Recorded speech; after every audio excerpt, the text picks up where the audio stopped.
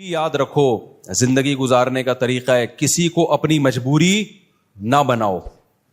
جب آپ مجبوری بنا لیتے ہو نا کسی کو, آپ کے ہاتھ بن جاتے ہیں, آپ کے ہاتھ بن جاتے ہیں. اور جتنا آپ اپنے آپ کو دوسروں کے سامنے مجبور بناؤ گے, اس زمانے میں اگلا اتنا ہی آپ کو نوچ نوچ کے کھانا شروع کر دے گا, نوچ نوچ کے کھانا شروع کر دے گا. تو یہ ہم صرف فقیر کس کے ہیں؟ اللہ کے. محتاج کس کے ہیں؟ اللہ کے. بس اللہ کے سامنے گڑ گڑاؤ, اللہ کے سامنے ناک رگڑو, اللہ کے سامنے بولو میں محتاج ہوں, میں بھکاری ہوں تیرے در کا. باقی ہر ایک کے سامنے میرے بھائی سر اٹھا کے جینا سیکھ. اور دیکھو مرد کی اللہ نے یہ فطرت رکھی ہے کہ اپنے ماتحتوں کے, آپ کے ماتحت اچھا سلوک کرے نا, آپ 20 گنا بڑھا کے اچھا سلوک کرو ان کے ساتھ. ہمارے حضرت مفتی رشید احمد صاحب رحمہ اللہ تعالی کی طبیعت میں بے انتہا استغنا تھا, بہت استغنا. استغنا سمجھتے ہیں یعنی وہ اپنے آپ کو کسی کا محتاج نہیں بناتے تھے کبھی بھی. لیکن ہم نے دیکھا کہ ہمارے حضرت کی کوئی ذرا سی خدمت کر لینا, حضرت کو پتا چلتا تھا نا یہ دل سے خدمت نہیں کرنا چاہتا, حضرت کبھی بھی خدمت نہیں لیتے تھے اس سے. حضرت فرماتے تھے میرے محسنین صرف میرے ماں باپ ہیں اور میرے استاذ, اس کے علاوہ میں کسی کا احسان نہیں لیتا. ایسا سر اٹھا کے جیے ہمیشہ. لیکن ہم دیکھتے تھے اگر حضرت کی کوئی ذرا سی خدمت کر دے, بہت معمولی سی, اتنی دعائیں دیتے تھے, اتنی دعائیں, ہمیں شرمندگی ہوتی تھی, ہم نے کون سا تیر مار لیا بھائی, یعنی کیا کر لیا ہم نے, اتنی دعائیں, اتنا خوش, اتنا خوش. یہ عزت دار لوگوں کی علامت ہوتی ہے کہ وہ کسی کے محتاج نہیں ہوتے. لیکن کوئی ان پر تھوڑا سا احسان کرے تو رپلائی میں وہ تھوڑا نہیں, وہ بہت زیادہ. کیونکہ احسان کے بدلے میں اگر آپ احسان نہیں کرتے تو اس کو استغنا نہیں کہتے, اس کو تکبر کہتے ہیں. استغنا الگ چیز ہے. دیکھو کچھ لوگ کیا ہوتے ہیں, کسی نے آپ کی خدمت کر دی ہے تو کون سا تیر مار دیا اس نے, ہمیں کسی کی خدمت کی ضرورت نہیں ہے. دیکھنے میں تو لگے گا آپ بہت اونچے ہیں, لیکن یہ اونچے نہیں, آپ کا کھوپڑی کیا ہو گئی ہے, آؤٹ. آپ میں تکبر ہے. بھائی کوئی خدمت ٹھیک ہے, آپ اس کی خدمت کے محتاج نہیں ہیں, لیکن اگر اس نے خدمت کر دی ہے نا تو آپ اس کو رپلائی ایسے دو کہ جیسے آپ کو بہت ہی اچھا لگا ہے, آپ کو ضرورت تھی. ہم نے بڑوں کو دیکھا ہے, تھوڑا سا آپ خدمت کریں گے تو رپلائی اس کا بہت اچھا. نبی صلی اللہ علیہ وسلم کی کیا سیرت ہے, حضرت ابو بکر نے نبی کا ساتھ دیا نا تو وہ نبی پہ احسان کیا بولو نا, کیا ہو گیا بھائی. حضرت ابو بکر نے جب نبی صلی اللہ علیہ وسلم کو لوگوں نے مکہ سے نکالا تو کس نے ساتھ دیا؟ ابو بکر نے. غار میں کون ساتھ تھا؟ ابو بکر. حالانکہ اصل میں یہ نبی کا احسان تھا حضرت ابو بکر پہ. بھائی اس خدمت کی وجہ سے نبی کی تو اللہ نے ویسے ہی مدد کرنی تھی, یہ تو نبی نے ابو بکر کو اپنی خدمت کا موقع دے دیا رضی اللہ عنہ کو, تو یہ نبی کا کس پر احسان ہے؟ ابے بھائی کوئی اتنے پیغمبر کسی کو اپنی خدمت کرنے دے دیں تو یہ تو پیغمبر کا ان پر احسان ہے, جس سے انسان کو عقیدت محبت ہوتی ہے. انسان کہتا ہے نا مجھے آپ تھوڑی سی خدمت کرنے دے دیں, آپ کا مجھ پر بہت بڑا احسان ہوگا, کہتے ہیں نا لوگ, اور باقی سمجھتے بھی ہیں کہ بھائی اس کو ہماری خدمت کی کیا ضرورت ہے. تو قرآن میں اللہ نے فرمایا بھی کہ اگر تم نبی کی مدد نہیں کرو گے, اللہ تو اپنے نبی کی مدد کرے گا, آخری نبی ہے, آپ کا دین تو غالب ہو کے رہے گا. لیکن نبی نے ابو بکر کو کیسا صلہ دیا, فرمایا میں نے ہر شخص کی خدمت کا دنیا میں بدلہ دے دیا ہے سوائے ابو بکر. یہ مبالغہ ہے, ورنہ ایسا کیسے ہو سکتا ہے؟ نبی کی برکت سے ابو بکر کو ایمان ملا, لیکن آپ صلی اللہ علیہ وسلم نے سکھایا ہے. پھر فرمایا لو کنت متخذا خلیلا لاتخذت ابا بکر خلیلا, اگر میں کسی کو جگری دوست بناتا تو ابو بکر کو بناتا. خلیل کا مطلب بہت ہی, فرمایا میرا خلیل اللہ کے سوا کوئی, خلیل بنانے کی اجازت ہوتی ابو بکر کو بناتا. کتنا اپریشیٹ کیا آپ صلی اللہ علیہ وسلم نے. حضرت معاذ ابن جبل, انہوں نے نبی کی خدمت کی, نبی کا ساتھ دیا جنگوں میں, کیسا صلہ نبی نے دیا. آپ صلی اللہ علیہ وسلم نے کیا فرمایا, انی احبک فی اللہ, اے معاذ میں تجھ سے اللہ کے لیے محبت کرتا ہوں. جس سے آپ کو محبت ہونا, صحابہ کو پیغمبر سے کس قدر محبت تھی. پیغمبر کی زبان سے جب یہ لفظ نکلا ہوگا تو صحابی کی کیا کیفیت ہوئی ہوگی, آپ سوچو. جب انہوں نے یہ سنا نا تو رونے لگے. تو کیا یہ نبی اپریشیٹ کر رہے ہیں, حوصلہ افزائی کر رہے ہیں. حضرت خالد ابن ولید رضی اللہ تعالیٰ نے جب جنگ جتوائی ہے تو آپ نے کیا فرمایا؟ سیف من سیوف اللہ، اللہ کی تلواروں میں سے ایک تلوار. یہ نبی کی سیرت سے ہمیں پتہ چلتا ہے کہ نبی کے ساتھ کسی نے تھوڑا کیا تو نبی نے رپلائی میں بہت بڑھا کر اس کا بدلہ دیا ہے. تو اس لیے جو خاندانی لوگ ہوتے ہیں نا، عزت دار لوگ ہوتے ہیں، وہ ہمیشہ سر اٹھا کے جیتے ہیں. وہ کسی کی خدمت کے محتاج نہیں ہوتے. وہ سسرال کے جہیز کے محتاج، بولتے کیوں نہیں بھائی، نہیں ہوتے. وہ نہیں کہتے ہمیں یہ چاہیے، صوفہ چاہیے، بیڈ چاہیے، الماری چاہیے، نہ ہمیں کچھ نہیں چاہیے. ہم عزت دار لوگ ہیں بھائی، ہم خرچہ خود اٹھاتے ہیں.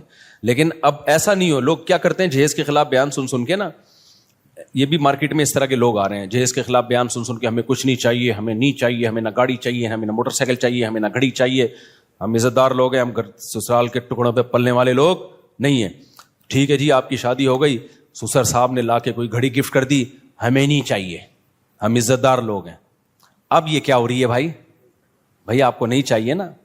اب بغیر چاہت کی ایک چیز مل رہی ہے، آپ لیں جناب، آپ کا بہت بڑا احسان ہے. یہ نہیں بولے یہ سستی والی لا کے پکڑا دی آپ نے مجھے، ٹھیک ہے نا. حضرت یہ بڑی خدمت آپ کی، اللہ آپ کو جزائے خیر دے، ہم تو بہت شکریہ آپ کا.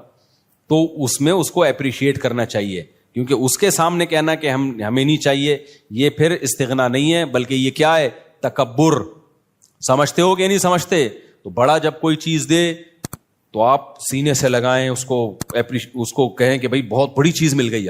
آپ کے ابا، آپ کی اماں آپ کو کچھ گفٹ دے. حضرت مولانا شرف علی تھانوی رحمہ اللہ تعالی کی زوجہ نے ان کے لیے بڑی محنت سے ایک اچکن بنائی. اچکن پتہ ہے کسے کہتے ہیں؟ پہلے زمانے میں ہوتی تھی اچکن ہی ہے نا، کچھ اور. میری اتنی دیر میں تو لغت اور چینج ہو جائے گی میرے بھائی. تو ہیں اچکن، کچھ اچکن کہتے ہیں، کچھ وہ نہیں ہوتی ایک وہ پورا چوغا سا پہنا جاتا. اب مولانا تھانوی رحمہ اللہ کا مزاج نہیں تھا ایسی چیزیں پہننے کا، اور ان کے گھر والوں نے اتنی محبت سے اتنی محنت کر کے بنائی تو وہ وہی پہن کے نکل گئے گھر سے باہر. لوگوں نے کہا یہ آپ کیا پہنا ہے؟ انہوں نے کہا یار اتنی محبت سے اس نے بنائی ہے. اب میں یہ نہیں کہہ رہا آپ کی بیگم کچھ بھی آڑا ترچا پہنا دے، آپ دسترخوان پہنا دیا، آپ محبت سے باہر نکل آئے تو لیکن کوئی بھی آپ کے ساتھ تھوڑی سی بھی خدمت کرے تو جواب میں اس کو دعا دینی چاہیے، اس کو بہت زیادہ اپریشیٹ کرنا چاہیے، لیکن محتاج کسی کا انسان بن کے نہ رہے. ایک طرف لوگ بہت زیادہ ٹینشن میں، بچوں کو مارنا پیٹنا، ہر وقت برا بلا کہنا، یا گھر میں ایسا ہر وقت ماحول بنا کے رکھنا، اور ایک طرف گورا ہے اس نے ٹینشن فری بنا دیا. یہ دونوں چیزیں فطرت سے کیا ہے؟ بغاوت. اسلام ہے وَكَذَلِكَ جَعَلْنَاكُمْ أُمَّةً وَسَطًا.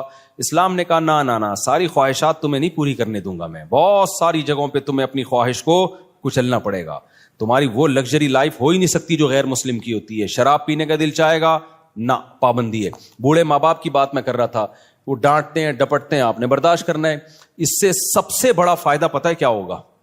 جب آپ اپنے بچوں کے سامنے اپنے بوڑھے باپ کی برداشت کرو گے تو سمجھ لو آپ کا بڑھاپا اب جنت. نہیں آئی میرا خیال ہے بات؟ آپ کا بڑھاپا کیا ہے؟ جنت. آپ کا بچہ سیکھے گا بھائی ہماری پرمپرا ہے کہ بڑوں کے سامنے آواز. دیکھو میں 1 گھنٹہ تقریر کروں نا کہ باپ کے سامنے مت چیخو، باپ کی خدمت کرو، خدا کی قسم اس کا 1% شاید اثر ہو جائے. لیکن میرا باپ زندہ ہو اور میں اولاد کے سامنے ان کی خدمت کر رہا ہوں اور باپ کی مار برداشت کر رہا ہوں، وہ مجھ پہ ہاتھ اٹھا رہا ہے مگر میں اس کے سامنے آواز اونچی، مار کھا کے بھی میں مسکرا رہا ہوں. یہ 6 گھنٹے 10 گھنٹے کے بیانات اور کتابیں ایک طرف، اس سے آپ کیا بچے کو جو موٹیویشن ملے گی نا، وہ سمجھ جائے گا بھائی ہمارے ہاں ہوتا ہی یہی ہے کہ باپ کے سامنے آواز نہیں بلند کی جاتی. اس کو رائٹ ہے کہ وہ مارے، وہ ہاتھ اٹھائے، اس کو یہ حق دیا ہے خدا نے. اب تک ہمارا کلچر بچا ہوا کیوں تھا؟ باپوں کے سامنے ماؤں کے سامنے چیختے نہیں تھے. کیوں بچا ہوا تھا؟ اس لیے کہ دیکھتے آ رہے باپ. اب سیٹ اپ ختم ہو گئے نا، تو شادیاں دیر سے ہو رہی ہیں، بچے پیدا ہی ایسی عمر میں ہوتے ہیں کہ آپ کے باپ کا انتقال ہو چکا ہوتا ہے. یہ بھی ایک بڑا نقصان ہے. پہلے لوگ بچے دیکھتے تھے ہمارے ابا اپنے ابا کی ایسی خدمت کر رہے ہیں. ہم نے ایسے خاندان دیکھے ہیں کہ دادا بیٹھا ہوا ہے نا، مجال ہے کوئی منہ سے آواز بھی نکال لے، وہ پتہ چلتا تھا واقعی دادا ہے. اب دادا ایک لقب رہ گیا، محلے کا دادا آ رہا ہے. جو سچی مچی کا دادا ہے گھر میں, اس کی کوئی 2 ٹکے کی ویلیو نہیں ہے, وہ بیچارہ کھانسنے کے لیے ہے بس, اس کی کھانسی سے بھی تکلیف ہوتی ہے, جراثیم پھیلا رہا ہے گھر میں بیٹھ کے وہ. تو اسی طرح میرے بھائی, جو عورت شوہر کے سامنے آواز پس رکھتی ہے, اس کی بیٹیاں بھی کیا کرتی ہیں, تبھی کہیں رشتہ لینے کے لیے جایا کرو نا تو یہ دیکھا کرو میری ساس کا میرے سسر کے ساتھ ایٹیٹیوڈ کیسا ہے. یہ بہت امپورٹنٹ بات ہے.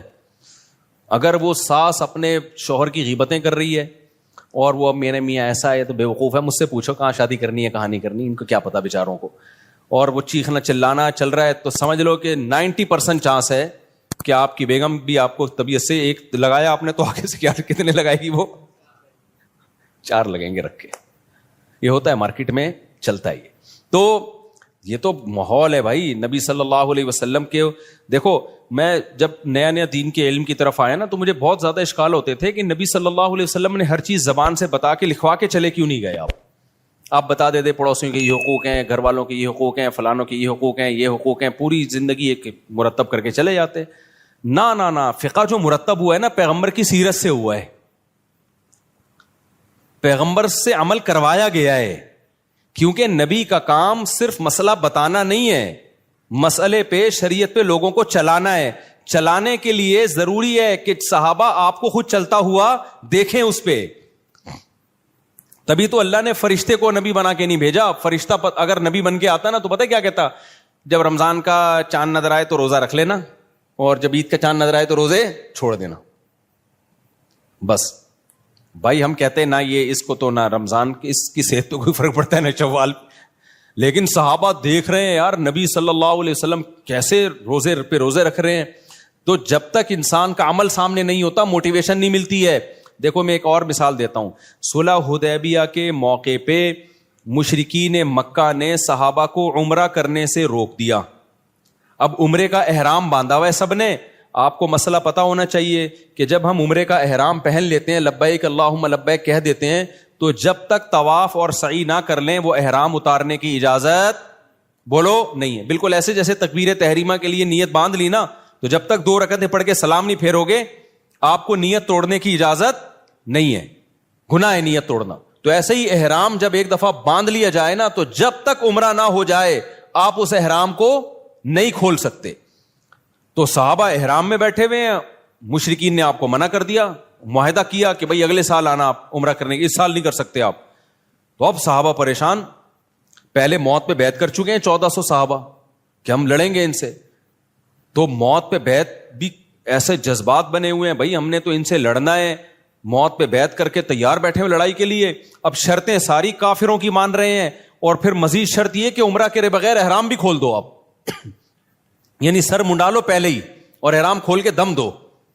تو یہ تو اور ان پہ شاک گزرا کہ بھئی یہ تو ذلت در ذلت در ذلت ہے, ہم کیسے مشرکین کے کہنے پر ہم عمرہ چھوڑ دیں اور سر منڈا کے احرام کھول دیں, یہ تو بڑا مسئلہ ہے. نبی صلی اللہ علیہ وسلم نے صحابہ سے فرمایا بھائی سر منڈاؤ اور احرام کھول دو. کوئی بھی نہیں کھول رہا, ٹھیک ہے نا بھائی, ہم کیسے کر لیں کیسے کر لیں, سب ڈر رہے ہیں کہ بھئی ہم یہ تو عمرے کا احرام باندھا ہوا ہے, ہم دباؤ میں آ کے کیسے کر لیں بھائی. تو آپ صلی اللہ علیہ وسلم پریشان ہو گئے کہ بھئی میں سب کو کہہ رہا ہوں کہ سر منڈا لو اور احرام کھول دو, لیکن کوئی بھی نہیں کر رہا یہ کام. آپ کہہ سکتے ہیں بھئی صحابہ نبی کی نافرمانی کیسے کر رہے ہیں. دیکھیں نبی کی حکم کی 2 حیثیتیں ہوتی ہیں. بعض دفعہ آپ صلی اللہ علیہ وسلم کوئی حکم دے رہے ہوتے ہیں, صحابہ یہ سمجھتے ہیں شاید یہ کوئی سیاسی حکم ہے, یعنی ہماری آسانی کے لیے دیا جا رہا ہے, یہ کوئی واجبی حکم نہیں ہے, ہماری آسانی کے لیے. عزیمت اسی میں ہے کہ عمرہ کیا جائے. ہوتا ہے نا بعض دفعہ آپ کسی کو اجازت دیتے ہیں, چل بھائی چھٹی کر لے تو, آج تو چھٹی کر لے. وہ ٹیچر چاہتا ہے کہ سبق ہو لیکن کہتا ہے کر لے چھٹی, تو طالب علم کہتا ہے نہیں سر ہم پڑھیں گے. ایسے ویسے مارکیٹ میں ہے نہیں, لیکن ایک مثال دے رہا ہوں میں. تو اور اتنے اچھے ٹیچر بھی نہیں ہے کہ آپ کا چھٹی کرنے اور کیا نہیں پڑھو, وہ بھی کہتا ہے جا. کراچی میں تو 1 بوند برسنے سے پہلے ہی 1 مہینے کے اسکول کی چھٹیاں ہو جاتی ہیں, ابھی 2-4 بوندیں اور پڑ گئی تو 6 مہینے کی چھٹی. خیر, تو نبی صلی اللہ علیہ وسلم کو پھر حضرت صفیہ نے مشورہ دیا, آپ کی زوجہ نے فرمایا یا رسول اللہ آپ ان لوگوں کو آرڈر نہ کریں, آپ سر منڈا لیں احرام کھول لیں بس. تو نبی صلی اللہ علیہ وسلم نے کیا کیا, سر منڈایا, احرام کھول دیا اپنا. جیسے ہی نبی نے کیا سب نے سر منڈا کے کیا کر لیا. اس سے پتا چلتا ہے نبی کی بھی اسپیچ اثر نہیں کر رہی ہے. آپ پریشان ہو گئے بھائی یہ مان کیوں نہیں رہے میری بات. لیکن جیسے ہی عمل کیا ہے نا ایک دفعہ بھی, اور مشورہ کس نے, آپ کی زوجہ نے دیا کہ حضرت صفیہ نے, کہ آپ نہ بولیں لوگوں کو, آپ صرف یہ کام کر لیں, آپ سر منڈا لیں اپنا اور آپ احرام کھول دیں. جیسے ہی کیا سب نے فوراً. تو اس سے صاف پتہ چلتا ہے بھائی آپ ایک ایک دو دو گھنٹے کی تقریریں کرتے رہیں اثر نہیں ہوتا. آپ اپنے گھر کا ماحول بنانا چاہتے ہو نا, خود کیا بن جاؤ, انسان کے بچے بن جاؤ, صحیح ہے نا, ماحول آہستہ آہستہ سیٹنگ پہ آنا شروع ہو جائے گا. اپنے بڑوں کی خدمت کر کے دکھاؤ, اپنے بڑوں کو رسپیکٹ دو, اپنے بڑوں کا احترام کرو. آج ہو کیا رہا ہے, مائیں اپنے بچوں کے سامنے نا بچوں کے چاچو کی غیبتیں کر رہی ہوتی ہیں. تمہارا تو چاچو ایسا ہے, تمہارا تو باپ ایسا ہے, تمہارے باپ سے. ایک صاحب مجھے کہنے لگے 40 سال ہو گئے میری اپنی بیگم کی خدمت کرتے ہوئے, بیگم بچوں کے سامنے کہہ رہی تھی تیرے باپ نے ہمیں دیا کیا ہے. اچھا بس ختم کر, تمہارے باپ نے جو ہے نا کیا ہمیں کچھ بھی نہیں. تو میں نے کہا پھر آپ کیا جواب دیتے ہیں؟ کہہ رہے میں کہتا ہوں میں معذرت چاہتا ہوں بیگم, میں آپ کی صحیح خدمت, کیونکہ اگر وہ بچوں کے سامنے کہہ دے نا کہ یہ غلط کہہ رہی ہے تو ایک جنگ چھڑ جائے گی. کیا ہو جائے گا؟ بچے دیکھیں گے اما ابا ہمارے دونوں کیا ہیں, فائٹر ہیں. تو وہ صاحب کہتے ہیں میں فائٹ سے بچنے کے لیے کیا کہتا ہوں کہ ایکسکیوز کرتا ہوں, میں نے 40 سال آپ کی خدمت جیسی خدمت کرنی چاہیے تھی کائنڈلی میں وہ خدمت نہیں کر سکا. تو اب پتہ نہیں کون اس پہ صحیح تھا کون غلط تھا, واللہ عالم. بہرحال تو مائیں بعض دفعہ یہ کر رہی ہوتی ہیں بچوں کو باپ کے بارے میں تمہارا باپ ایسا تمہاری, اور باپ بعض دفعہ ماں کے بارے میں تمہاری ماں ایسی. تو خوب سمجھ لو یہ بچہ نہ باپ کا رہے گا اور نہ ماں کا رہے گا. مائیں سمجھ رہی ہوتی ہیں یار ایک اور واقعہ میرے سامنے آیا ہے, خون کے آنسو رونے کا دل کرتا ہے.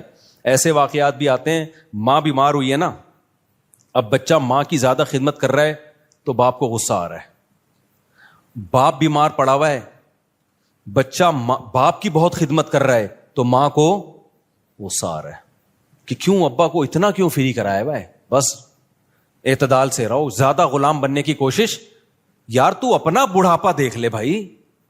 جو بچہ تیرے شوہر کی خدمت کر رہا ہے بیماری میں, جس کو تو کہہ رہی ہے مکھن لگا رہا ہے, چاپلوسی کر رہا ہے, چمچا بنا ہوا ہے, تو خوش ہونا چاہیے کہ کل وہ تیری بھی کرے گا ایسی خدمت. اس کو اس سے باغی بنا رہی ہیں. کتنا بڑا جرم ہے یار, کیسے بے وقوف لوگ ہیں کہ نہیں ہے. تو اس لیے صبر کا مطلب کیا ہے؟ اللہ نے جو کہا نا کہ صبر کرو, صبر, ان الانسان خلق ہلوعا, انسان جلد باز ہے, اس میں صبر نہیں ہے. تو یہ جو غیر مسلموں میں بے صبری پیدا ہوئی ہے نا, خودکشیاں, وجہ اس کی ہے کہ ان کی زندگی میں پابندیاں ختم. جب پابندیاں ختم تو یہ ان میں صبر کا مادہ ہی ختم ہو جاتا ہے. ذرا سی ٹینشن آئی, اور ٹینشن ان کی ریلیشن خراب والی ٹینشن ہوتی ہے. سب مادہ پرست بن گئے ہیں, ذرا سا پیسہ گیا تو سب کچھ گیا. یار بچہ 18 سال کا ہوتا ہے تو باپ کہتا ہے کہ کرایہ دے میرے گھر میں رہنے کا. سمجھ رہے؟ بچہ 18 سال کا ہوا نا تو باپ کہتا ہے تیرے باپ کا گھر نہیں ہے, ٹھیک ہے, کیا دے گا؟ کرایہ دے گا. اتنی مادہ پرستی جو سوسائٹی میں آ گئی ہو تو خودکشیاں نہیں ہوں گی کیا وہاں پہ؟ ریلیشن صرف کتے سے اور پیسے سے بس. تو میرے بھائی اپنے سسٹم کو بچاؤ. اللہ نے ہمیں بہت ساری پابندیاں لگائی ہیں, بہت ساری ٹینشنیں دی ہیں. نظر کی حفاظت کی ٹینشن, باپ اور ماں کی برداشت کرنے کی ٹینشن, بیوی کی کڑوی کسیلی برداشت کرنے کی ٹینشن. عورت کو حکم دیا, شوہر الٹا سیدھا ہے, کوئی بات نہیں بھائی, میاں ہے نا, سرپرست ہے, تھوڑا سا برداشت کر لو. غلط کیا اس نے تھپڑ لگا کے, لیکن لگا دیا تو آگے سے رپلائی مت کرو ورنہ تمہارا ہی نقصان ہوگا اس میں. تو یہ جو پھر رمضان کے روزوں کی ٹینشن, شراب سے بچنے کی ٹینشن, یہ بہت ساری ٹینشنیں کیا کرتی ہیں, ہمارا جو امیون سسٹم ہے اس کو کیا کر دیتی ہیں, بوسٹ. پھر کبھی زندگی میں کوئی ٹینشن آئی تو اتنی ساری ٹینشنیں جھیلی بھی ہوتی ہیں کہ یہ ٹینشن ہمیں ہلکی لگتی ہے. بالکل وہ ایک جو بدماش تھا نا, سعودیہ کے جیل سے چھوٹ کر آیا, مجھے اپنا واقعہ بتا رہا تھا, انڈیا میں بڑی بدماشیاں اس نے کی ہیں. کہہ رہا میں نے انڈیا میں اتنی جیلوں میں مار کھائی ہے کہ ایک دفعہ سعودی عرب میں پکڑا گیا تھا, تو جب وہ مجھے مار رہے تھے تو مجھے ایسا لگ رہا تھا گدگدیاں ہو رہی ہیں مجھے. میں نے اس کو پوچھا نا یار تجھے اتنا مارا, تو نے راز اگلا کیوں نہیں؟ وہ اپنی کمپنی کو بدنام نہیں کرنا, وہ یہ نہیں بتا رہا تھا میں فلاں کمپنی کا آدمی ہوں, کمپنی سے وفا کی اس نے. دیکھو اس نے کہا کہ اگر میں نے بتا دیا نا فلاں کمپنی کا ہوں تو کمپنی کا تو قصور تھا نہیں, لیکن کمپنی بدنام ہوتی, اس کا کاروبار بیٹھ جاتا. کہتے ہیں میں نے کہا میں کمپنی کا ملازم ہوں, مار کھاؤں گا, کمپنی کو بدنام نہیں کروں گا, جو میری غلطی ہے میری ہے, میں کمپنی پہ کیوں ڈالوں. اتنی مار کھائی لیکن منہ سے اگلا نہیں. میں نے کہا کیسے برداشت؟ کہہ رہے ہم عادی ہیں. لیکن اس کا فائدہ کیا ہوا برداشت کا؟ کمپنی کے اونر کو جب پتا چلا نا یار اس نے اتنی مار کھائی, ہماری کمپنی کو بدنام نہیں کیا, انہوں نے کمپنی نے اس کو پارٹنر بنا دیا اپنا. اب وہ ارب پتی ہے, وہ کروڑ پتی ہے وہ آدمی. سمجھتے نہیں ہو میرا خیال ہے بات. تو یہ جو میرے بھائی اسلام کی پابندیاں ہیں یہ آپ کو کیا کر دیتی ہیں؟ اسٹرانگ کر دیتی ہیں, مضبوط بنا دیتی ہیں. غموں کو جھیلنا آپ کے لیے آسان. اس لیے انسان کے بچے بن کے جو شریعت کی پابندیاں ہیں اس کو فالو کرو. وقت چونکہ پورا ہو گیا ہے, مجھے اندازہ ہی نہیں تھا کہ اتنی جلدی وقت پورا ہو جائے گا.